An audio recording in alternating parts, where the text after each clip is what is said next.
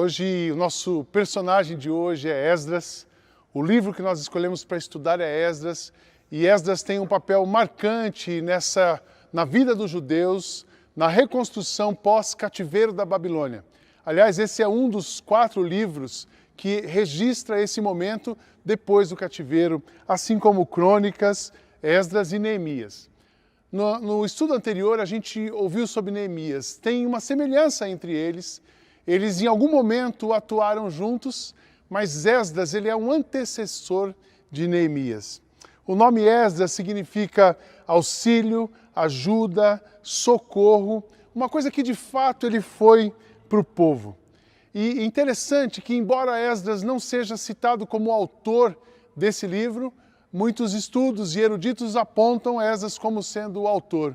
Mas o ponto é que o livro ele tem um traço diferente de Neemias. Neemias estava focado na reconstrução do muro e da identidade. E Esdras ele tem um papel marcante quando ele começa a atuar, ele chega 13 anos antes de Neemias, e ele tem um papel marcante nessa reconstrução, porque ele tem um chamado ao povo para uma volta ao espiritual. A grande revolução de Esdras começa numa revolução espiritual. O livro de Esdras, o sacerdote e o escriba, descreve um cumprimento daquela promessa, um texto que nós já meditamos aqui no início da pandemia, a promessa de restauração feita por Deus em Jeremias 29, de 10 a 14, quando Deus falava que traria de volta o povo e reconstruiria. Nesse momento de Esdras, é então quando acontece essa promessa, essa profecia. O que o livro de Esdras vai evidenciar é a providência, a fidelidade, o amor de Deus, o cuidado de Deus na restauração do seu povo. O livro de Esdras são 10 capítulos e eles são inspiradores, é uma narrativa. Esdras começa a atuar ali no 7º capítulo, a descrição toda marcante no 7º capítulo, porque ele mostra as voltas do povo. O povo de Israel volta do exílio em 3 grandes grupos, e o segundo grupo é liderado por Esdras e o terceiro por Neemias. Mas Esdras tem um papel porque a sua coragem para recomeçar, o seu olhar espiritual de recomeço é realmente uma grande inspiração. Você vai ver aqui a soberania. Fica muito claro no livro de Esdras e na maneira como ele se relaciona e ensina a gente. Fica claro a interferência soberana de Deus. E como Deus tem o controle de todas as coisas, como Deus dirige, influencia, sustenta, faz, desfaz e refaz o caminho da humanidade.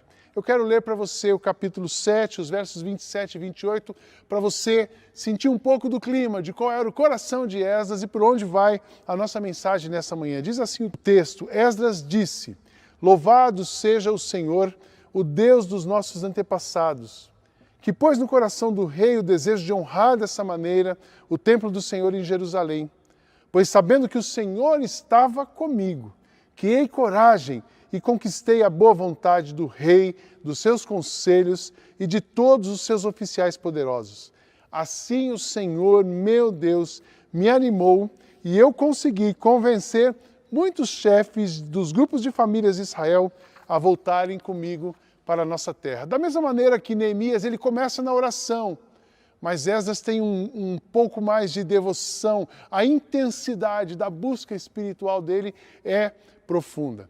Se eu pudesse fazer uma comparação com o livro de hoje, quando eu estava lendo Esdras e Neemias, eu me lembrei do livro O Monge e o Executivo. E fica muito claro que Neemias tem um perfil executivo, falamos sobre isso semana passada, de planejar, de construir, de entrega, de mobilização, ele é o executivo. E Esdras é o monge.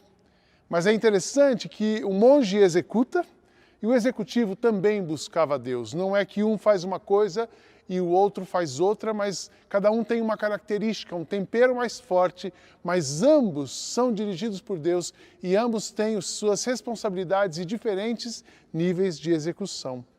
Qual é o contexto? O que estava acontecendo naquele momento? É interessante lembrar que quando os judeus foram levados ao cativeiro, eles foram em 3 levas.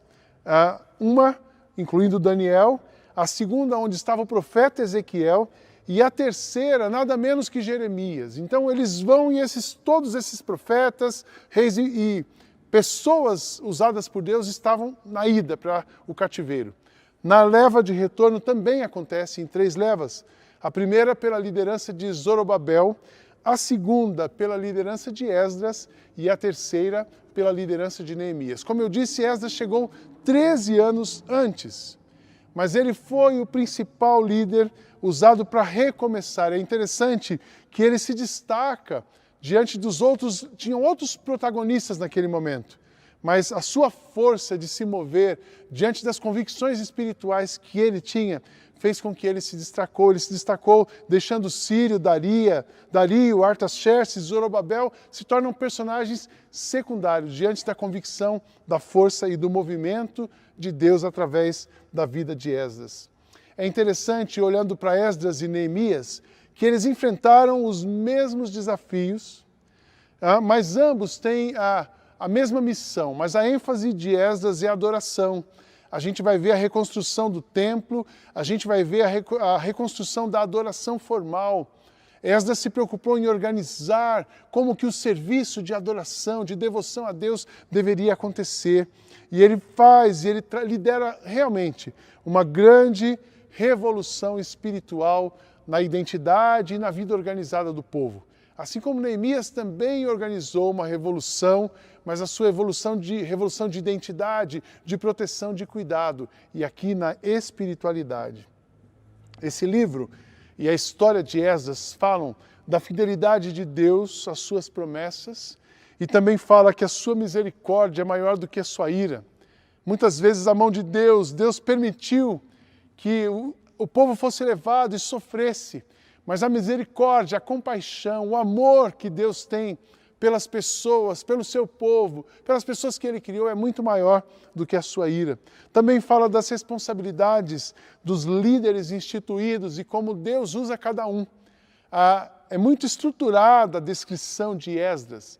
E ele fala dos nomes, das funções, o que cada um fazia. Ele tinha um organograma funcional do templo, da adoração, dos sacrifícios, e ele organiza isso. Mas o ponto não é a organização, o ponto é como Deus levanta pessoas, coloca essas pessoas em lugares diferentes para organizar e trazer o seu povo de volta. Eu tenho certeza que neste momento que nós estamos vivendo, Deus está levantando pessoas, Deus está inspirando homens e mulheres, Deus está moldando organizações para restaurar a vida de pessoas, para recuperar a conexão com as pessoas e a adoração verdadeira ao nome de Deus. Deus não está longe, Ele está perto, Ele continua trabalhando no nosso meio, assim como Ele trabalhou na época de Esdras. E aqui um ponto forte desse texto, dessa história, é que a devoção a Deus deve ser, ela também é o reflexo do nosso amor a Ele. Esdras confrontou muitas vezes o povo. Não adianta vocês dizerem que amam a Deus, que estão seguindo a Deus, mas vivem de uma outra maneira. O nosso amor e as nossas palavras precisam ser coerentes com o que fazemos, com o que sentimos. Então você vai ouvir aqui Esdras, você vai ler em alguns momentos Esdras chamando, exortando, convidando as pessoas a uma vida íntegra e reta diante de Deus. A proposta de Esdras, se eu pudesse resumir para você em uma frase, eu diria que a proposta de Esdras é uma revolução espiritual, que a reconstrução saudável começa na revolução espiritual. Deus vai mexer dentro de você, para depois mexer através de você. Deus vai reconstruir o interior, o seu mundo interior. Deus vai reconstruir suas bases, suas convicções. Deus vai fortalecer a sua fé, alimentar o seu coração. Depois disso, enfim, Ele vai te inspirar para fazer outras coisas que são visíveis. Mas Ele começa por aquilo que é invisível. Você gostaria de viver uma revolução espiritual na sua vida? Eu quero chamar a sua atenção nessa manhã, que o que Deus quer fazer, Ele vai fazer. O que Deus vai reconstruir, Ele vai reconstruir. Mas Ele quer fazer algo dentro de você. É um tempo de você, como eu disse algumas semanas atrás, é um tempo de você descer do muro e agora é a hora de se posicionar de assumir o seu papel como cristão, de assumir a sua fé em Deus, de alinhar a sua conduta, os seus pensamentos, organizar o seu casamento, a sua família, seus sentimentos, seus negócios, enfim, submeter quem você é, o que você tem a Deus. Mas a reconstrução que fará diferença nesse tempo, essa é uma convicção que eu também tenho e aprendo nesse texto. A reconstrução que fará diferença nesse tempo começa e é sustentada por uma revolução espiritual. É uma revolução que começa na busca, na devoção, na oração e no jejum. O que nos sustenta é isso, mas o que nos leva à direção correta da reconstrução também é uma revolução espiritual. Para que você tenha uma revolução espiritual na sua vida, eu coloco 3 lições, eu quero refletir, na verdade, muito mais do que 3 lições, em 3 áreas. Para que isso aconteça, primeiro tome uma decisão de ouvir, obedecer e seguir a Deus. A busca por Deus é o começo de todo o bem, não é ser uma pessoa do bem, não é fazer o bem, não, é buscar a Deus. Porque se você não tem a voz de Deus te orientando, você pode ajudar alguém, mas não vai ser uma reconstrução espiritual, mas não vai ser uma coisa profunda. Deus não está só que você faça uma coisa para mostrar para alguém, ou alguma coisa que minimize o sofrimento. Não, Ele quer usar você para mudar as estruturas que vão minimizar o sofrimento. E Esdras convocava as pessoas para isso. Olha o que aconteceu, a descrição desse texto, no capítulo 6, versos 19 a 22, como é que Deus estava agindo e chamando. Diz assim: o povo que havia voltado do cativeiro da Babilônia comemorou a festa da Páscoa no dia 14 do primeiro mês. Preste atenção nos detalhes. E quando eles voltam, a primeira coisa que eles vão fazer é celebrar a presença de Deus. Todos os sacerdotes e levitas tinham se purificado e estavam puros. O institucionalizado, as pessoas, os líderes, tinham um compromisso com pureza, com santidade, estavam puros. E eles mataram os animais para os sacrifícios da Páscoa, em favor de todas as pessoas que haviam voltado, em favor dos seus colegas sacerdotes e também em favor de si mesmos. Era uma dimensão em todas as áreas espiritualmente saudáveis. Todos os israelitas que haviam voltado da Babilônia comeram da carne dos sacrifícios, e todos aqueles que haviam abandonado os costumes pagãos dos povos da terra de Canaã e tinham passado a adorar o Senhor, o Deus de Israel, também comeram. Muita gente mudou de direção e voltaram-se para Deus. Durante 7 dias, eles comemoravam alegremente a festa dos pães sem fermento. Estavam muito contentes, porque o Senhor havia feito o rei da Síria ficar a favor deles, ajudando-os no trabalho da reconstrução do templo. O foco não era o templo, mas o que Deus tinha feito dentro deles. O foco não era a reconstrução e o apoio do governo. O foco era o símbolo espiritual da presença, da pureza, da conexão sem barreiras com Deus. Então a busca por Deus é o começo de todo bem.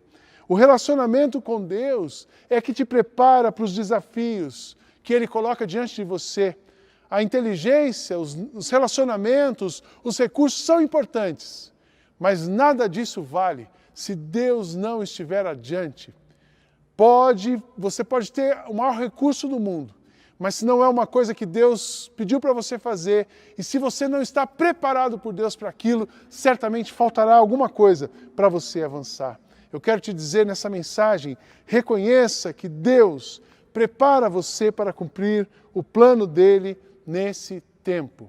Mas Ele te prepara, e como Ele te prepara? Movendo você na direção dele, restaurando a conexão com você, limpando o seu coração, tirando da sua vida aquilo que atrapalha você de ter uma conexão, um relacionamento verdadeiro com Deus. Não dá para você ficar com o pé nas 2 canoas, porque se você ficar com o pé em 2 canoas, uma hora você vai ter que fazer uma opção e você pode cair no lago e sucumbir. É hora de você sentar, ouvir e se posicionar ao lado de Cristo, andar com Ele, viver com Ele, fazer o que Ele quer. Busquem e ponham em primeiro lugar na sua vida o reino de Deus e aquilo que Ele quer, e Ele lhes dará todas essas coisas. Por isso, não fiquem preocupados com o dia de amanhã, pois o dia de amanhã trará suas próprias preocupações. Para cada dia bastam as suas dificuldades. O novo tempo não é um tempo sem dificuldades, como também não era anteriormente. Mas o novo tempo pode ser diferente para você, para mim, para a nossa comunidade. Se de fato nós olharmos para Deus e entendemos que Ele é tudo que temos, Ele é tudo que precisamos, ouvirmos a voz de Jesus e seguirmos a Ele sem nenhuma restrição, sem nenhuma barreira, nos entregarmos, nos submetemos, nos rendemos completamente a Deus.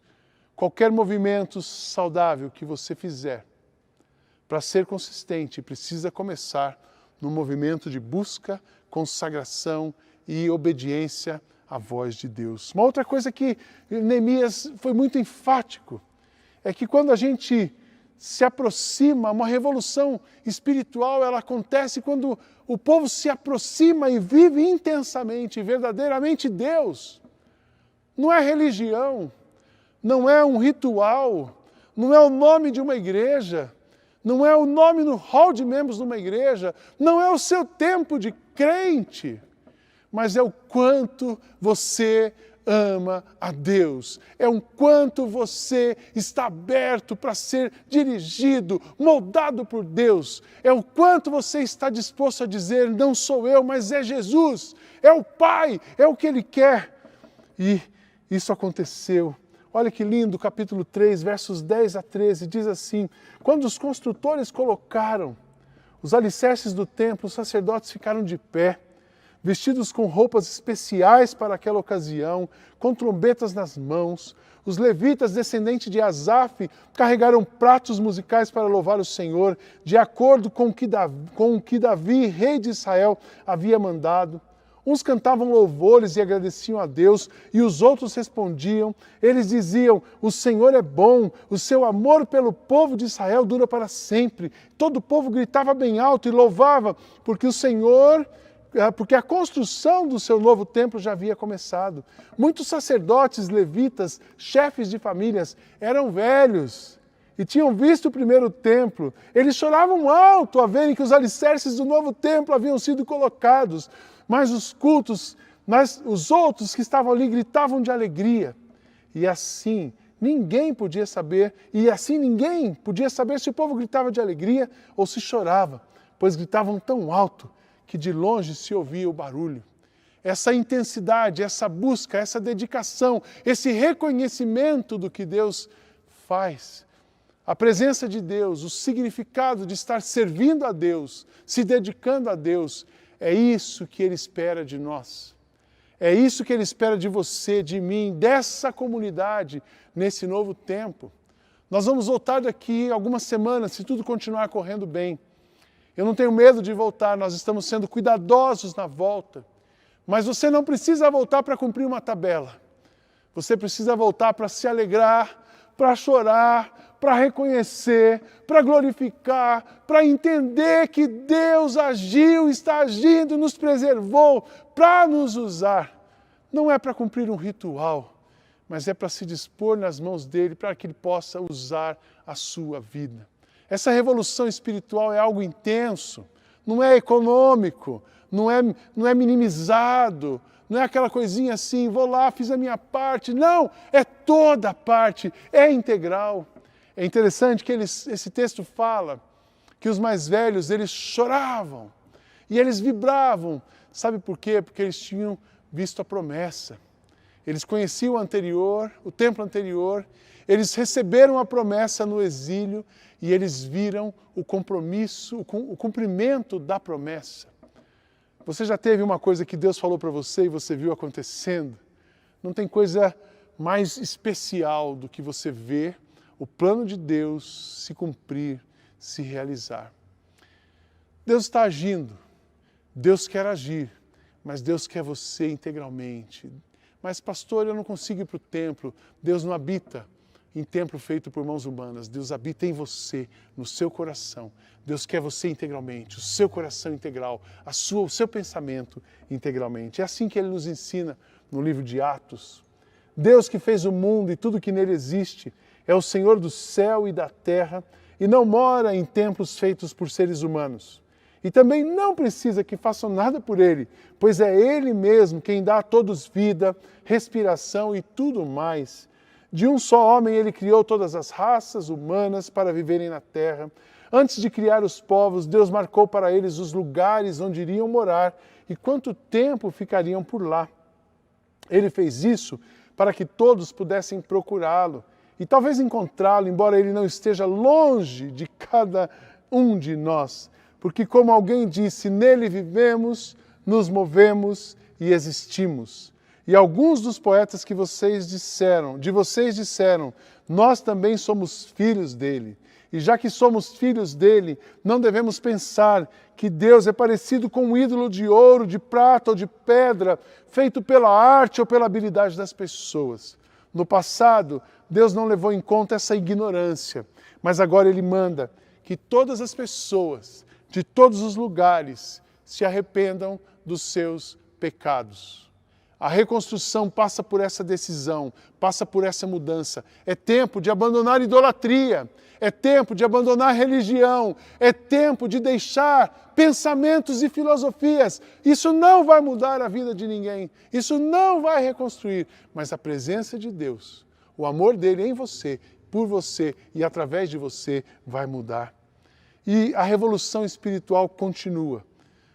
Numa revolução, para você viver uma revolução espiritual, você precisa entender que o amor e a graça de Deus te sustentarão em todo o processo que você precisar viver para reconstruir.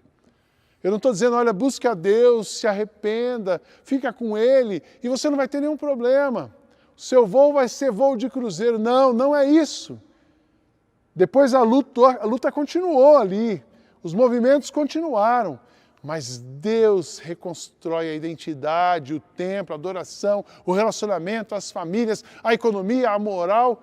Deus refaz tudo.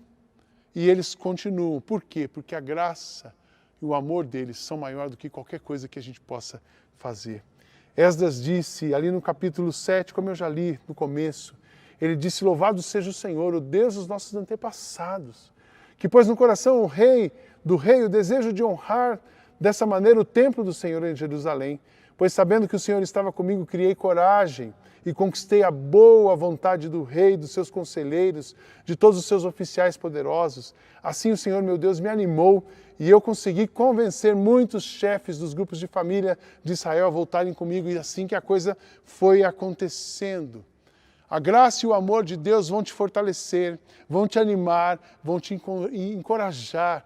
Graça é algo que você não merece, mas Ele dá para você. O amor é algo que está disponível, Ele é fonte de amor e vai te renovar diariamente. A alegria do Senhor é a nossa força. Conecte-se com Ele, alimente-se dEle e deixe que a força e o poder dEle fluam através de você. Você será renovado. A presença do Senhor vai encher o seu coração. Você se conecta e se alegra. A presença dEle enche o teu coração. E o coração cheio vai fazer você ter sabedoria. Porque a sabedoria vinda dos céus, vinda do trono de Deus, vai orientar você em tudo que você precisar. Percebe que, diferente de Neemias, lá era um plano, uma estratégia. Aqui é, acalme-se, purifique-se, busque a Deus intensamente, arrependa-se dos seus pecados, abandone os seus ídolos, mude de vida, posicione-se ao lado de Cristo e receba a graça e o amor que você precisa. De tantas lições preciosas desse texto, nós aprendemos com o livro de Esdras que Deus está sempre à procura de restaurar o ser humano caído e fragilizado pelo pecado. Fica claro que Ele vai usar diferentes formas, pessoas, lugares, e Deus não mede esforços para trazer você de volta para Ele. Eu não tenho dúvida que essa pandemia foi algo terrível. O que nós estamos vivendo ainda, o que nós estamos presenciando de mortes, as dores que estamos aprendendo a lidar com elas e sendo moldados no meio de tanta luta. Eu não tenho dúvida que isso é algo terrível, mas eu também tenho certeza que essa dificuldade que nós estamos vivendo está produzindo ou pode produzir em nós coisas eternas que nós nunca conseguiríamos desenvolver ou comprar. Então, nesse momento, Deus está trabalhando com você. Deus está te chamando. Deus já mostrou a sua fragilidade. Deus já mostrou a sua vulnerabilidade. Deus já mostrou a minha e a sua incapacidade de darmos conta da nossa própria vida. Mas Ele diz assim, eu cuido de vocês, eu amo vocês, eu tenho promessa para vocês, eu vou fazer por vocês, em vocês, através de vocês. Enquanto você olhar para você, enquanto você olhar para uma pessoa e esperar algo dela, você pode se deprimir, você vai poder se frustrar e certamente você ficará cansado.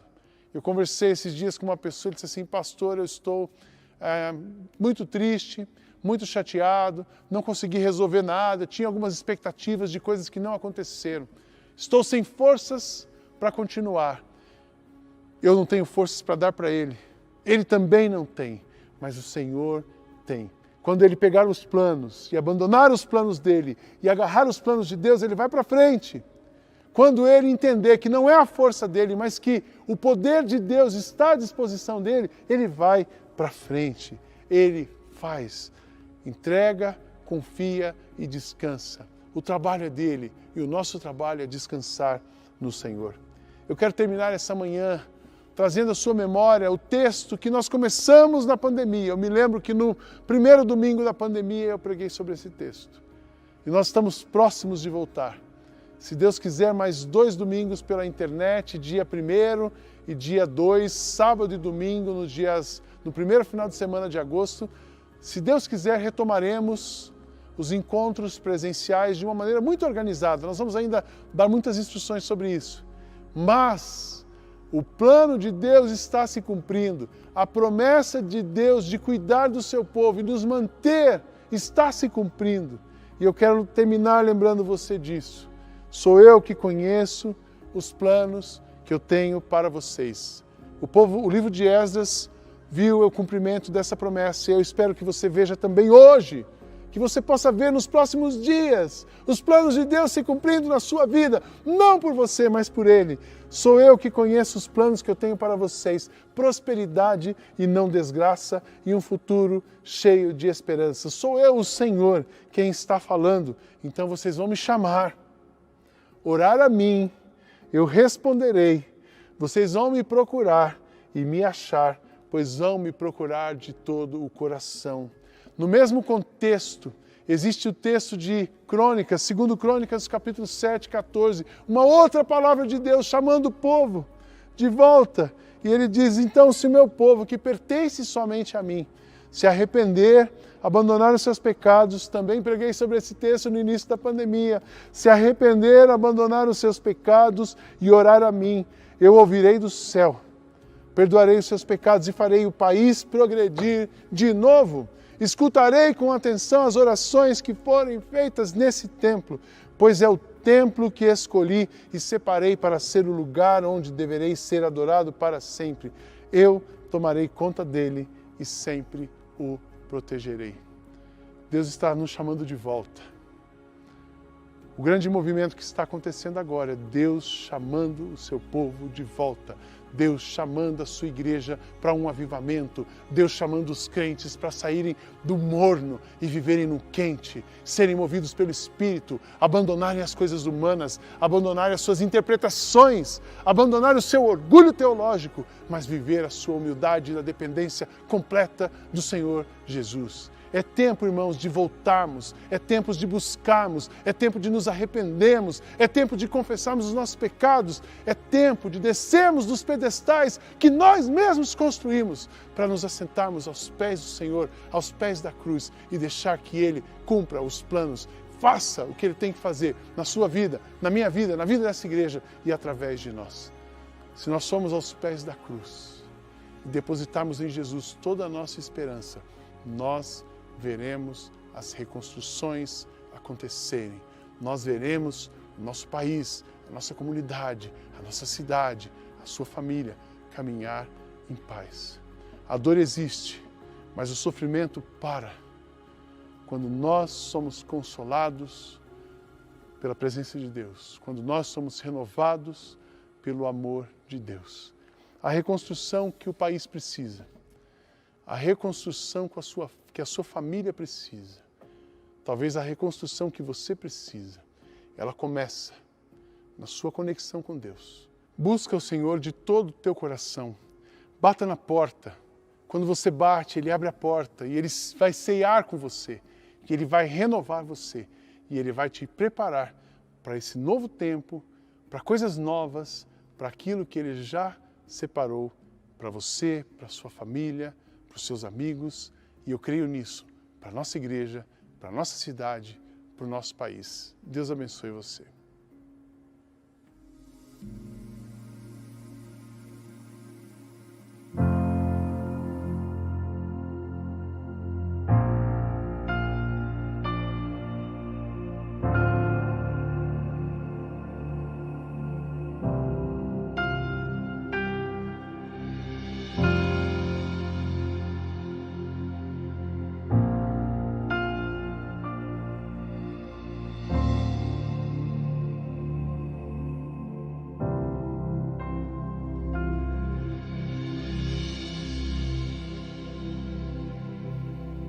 Se o meu povo se humilhar, me buscar e orar, se afastar do mal, do céu eu ouvirei, darei o perdão no seu coração, sararei a nação, pois ouvirei a oração. Assim diz o Senhor,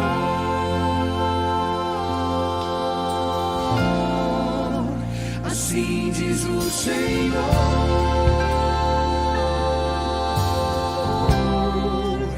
assim diz o Senhor,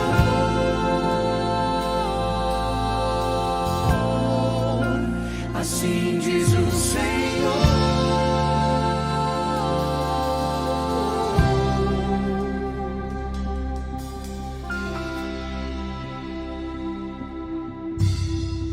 Se o meu povo se humilhar, me buscar e orar, se afastar do mal, do céu eu ouvirei, darei o perdão no seu coração, sararei a nação, pois ouvirei a oração.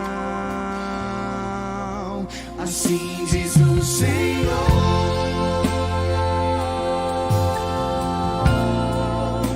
assim diz o Senhor,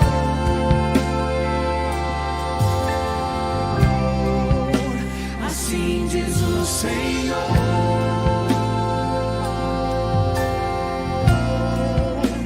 assim diz o Senhor.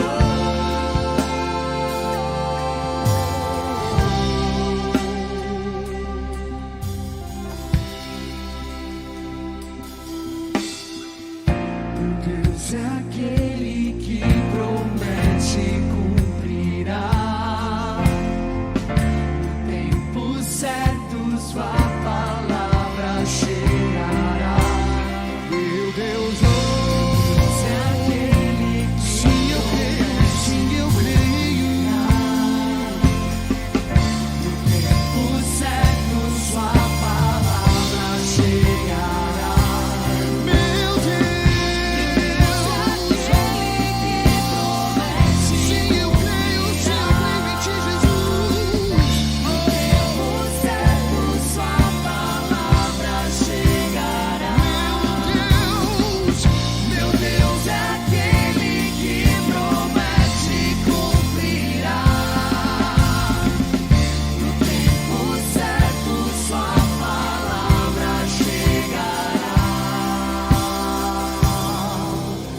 Assim diz o Senhor,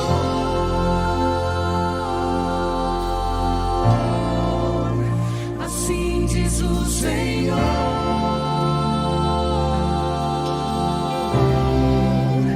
assim diz o Senhor,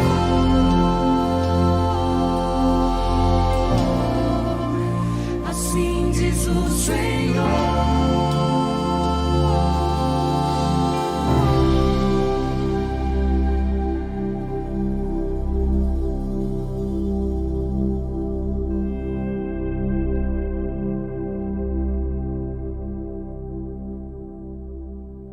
Como é gostoso ouvir uma música que é o texto, então você ouviu a mesma coisa na pregação e no louvor. Nessa semana que você possa buscar a Deus com todo o seu coração, voltar-se para Ele e ser abençoado. Vamos orar. Senhor, leva a gente para uma semana abençoada, um dia vitorioso, e que a bênção do Senhor esteja sobre cada pessoa que está nos ouvindo, sobre cada casa onde estamos conectados. Que a graça do Senhor Jesus, o amor de Deus, o nosso Pai, o consolo, a direção, o mover do Espírito Santo de Deus, seja com cada pessoa que está aqui e todo o teu povo espalhado na face da terra. Em nome de Jesus. Amém. Deus abençoe muito você.